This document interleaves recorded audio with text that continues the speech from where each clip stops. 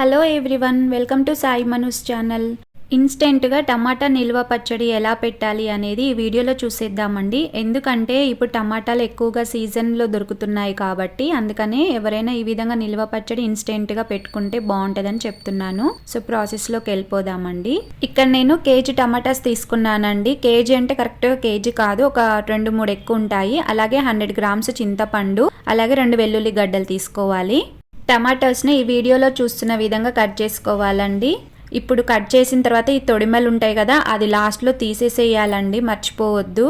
ఇప్పుడు మనం ఈ విధంగా కట్ చేసుకునేటప్పుడు ఆ నైఫ్కి కానీ బౌల్కి కానీ అన్నిటికీ దేనికి కూడా తడి అనేది ఉండొద్దండి. ఈ టమాటాలను ఫస్టే మనం కడిగేసి మంచిగా ఫ్యాన్ కింద ఆరబెట్టేసుకొని ఉంచుకోవాలండి. ఇప్పుడు ఏమేం కావాలి అనేది ఇక్కడ చూసేద్దామండి. ఒక కప్ తీసుకున్నాను, ఆ కప్పు నిండా 1 కప్పు కారం అండ్ అలాగే ఒక 1/2 కప్ ఏమో క్రిస్టల్ సాల్ట్ అండి, గల్లుప్పు కల్లుప్పు అని అంటారు, అది తీసుకోవాలి. ఇప్పుడు కారం, సాల్ట్ అండ్ మెంతు పొడి అండ్ గార్లిక్ పొట్టు తీసి పెట్టేసుకోవాలి. అలాగే చింతపండు ఈ విధంగా కట్ చేసి పెట్టేసుకోవాలండి, చిన్న చిన్న పీసెస్ లాగా. టమాటోస్ స్టవ్ ఆన్ చేసి ప్యాన్ పెట్టేసుకున్న తర్వాత 250 ml ఆయిల్ అనేది పోసేసుకోవాలి. 250 ml అంటే 1/2 kg నూనె అని అర్థం అండి. నేనైతే సన్ఫ్లవర్ ఆయిలే వాడుతున్నాను ఇక్కడ. సో ఆయిల్ హీట్ ఎక్కిన తర్వాత ఆవాలు అండ్ జీలకర్ర వేసేసుకోవాలండి. ఇప్పుడు టమాటాస్ అన్నీ కట్ చేసి పెట్టుకున్నవి ఉన్నాయి కదా, అవి మొత్తం వేసేసుకోవాలండి.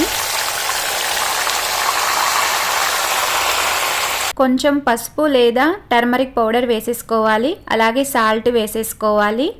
అలాగే చింతపండు కూడా ఇక్కడే వేసేసుకోవాలి. అండ్ అలాగే గార్లిక్ అండి, ఈ విధంగా పొట్టు తీసుకున్న వెల్లుల్లి వేసేసుకొని మొత్తం మంచిగా కలిపేసుకోవాలండి ప్రాపర్గా. ఈ టమాటాలో ఉన్న వాటర్ ఉంటుంది కదా, ఆ గుజ్జు అంటే ఆ రసంతోటే ఈ చింతపండు అనేది కూడా మొత్తం అందులో ఉడికిపోతుందండి. చింతపండుని సపరేట్గా మనం కడగొద్దు. పచ్చళ్ళు అంటే వాటర్ అనేది ఉండొద్దండి, తడి ఎటువంటి దేనికి కూడా ఏ ఐటమ్స్కి కూడా తడి అనేది తగలొద్దు అసలు. ఆ విధంగా పచ్చళ్ళు పెట్టుకోవాలండి. ఇక్కడ నేను మొత్తం పక్క కొలతలతో చూపిస్తున్నానండి. ఈ విధంగా కొత్తగా చేసేవారైనా వంట రాని వారైనా కూడా ఈ విధంగా చూసి యాజ్ ఇట్ ఈస్గా దింపేయొచ్చండి, మక్కి దింపేయొచ్చండి. మధ్యలో కలుపుకుంటూ చూసుకుంటూ 2-3 మినిట్స్కి ఒకసారి మనం కలుపుకుంటూ మూత పెడుతూ తీస్తూ ఉండాలండి. మళ్ళీ అలాగే పెట్టి వదిలేసామంటే మాడిపోతుంది కింద అడుగు అనేది. సో మనం కలుపుతూ ఉండాలి. ఆ టమాటాలో ఉన్న రసం ఉంటుంది కదా, ఆ రసం అంతా గుజ్జు మొత్తం ఎవాపరేట్ అయిపోయే వరకు దగ్గరికి వచ్చే విధంగా ఉడికించుకోవాలి. ఇక్కడ చూడండి, హాఫ్ ఆఫ్ ది గుజ్జు అనేది మొత్తం ఎవాపరేట్ అయిపోయి దగ్గరికి వచ్చేసింది. ఎండ తగలని వాళ్ళకి, అపార్ట్మెంట్స్లలో హైదరాబాద్లలో ఉండే వాళ్ళకి ఈ విధంగా ఇన్స్టెంట్గా చట్నీ పెట్టేసుకోవచ్చండి. చాలా యూస్ఫుల్గా ఉపయోగపడుతుంది మనకు. చూడండి, ఇక్కడ ఆయిల్ అనేది మొత్తం సపరేట్ అయిపోయింది, పైన తేలుతుంది అంటే ఇంకా ఉడికిపోయింది అని అర్థం అనమాట మనకి ఇక్కడ. సో ఈ విధంగా దగ్గరికి వచ్చే విధంగా మనము ఉడికించుకోవాలి. ఆ రసం అంతా ఎవాపరేట్ అయిపోయి మంచిగా టమాటా మొత్తం మంచిగా ఉడికిన తర్వాత ఈ విధంగా ఆయిల్ అనేది పైకి తేలుతుంది. మీ ప్రాంతంలో టమాటా చట్నీ ఎలా పెడతారనేది మీరు కామెంట్ సెక్షన్లో చెప్పండి. నేనైతే ఈ విధంగా ఇన్స్టెంట్గా ఎలా చేసుకోవాలనేది కొత్తగా చూపిస్తున్నాను.